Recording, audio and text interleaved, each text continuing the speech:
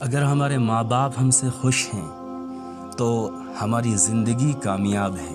اگر ہمارے والدین ہم سے ناراض ہیں تو یاد رکھیے کہ ہم لائف میں کبھی سکسیس نہیں ہو سکتے، کامیاب ہو ہی نہیں سکتے، کیونکہ رسول اللہ صلی اللہ علیہ وسلم کی صحیح حدیث ہے کہ اگر والدین تمہارے ناراض ہیں، تم سے ناخوش ہیں، تو اللہ بھی تم سے ناراض ہے، تمہارا خدا تم سے روٹھا ہوا ہے۔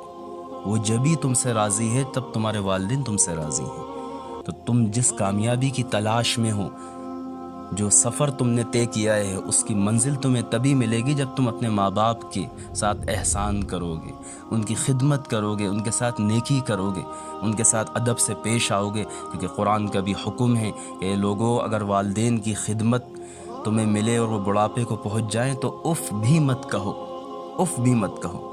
حضرت اویس قرنی کا واقعہ یاد کیجیے کہ حضور نے فرمایا تھا، کیا مقام و کیا فضیلت تھی کہ عمر ان سے دعا کروانا اگر وہ ملیں تو والدین کو محبت کی نگاہ سے دیکھنا۔ حضور نے فرمایا مقبول حج اور عمرے کا ثواب ہے۔ اتنا بڑا مقام ہے ماں باپ کا اسلام میں، ان کا ادب اور احترام کیجیے۔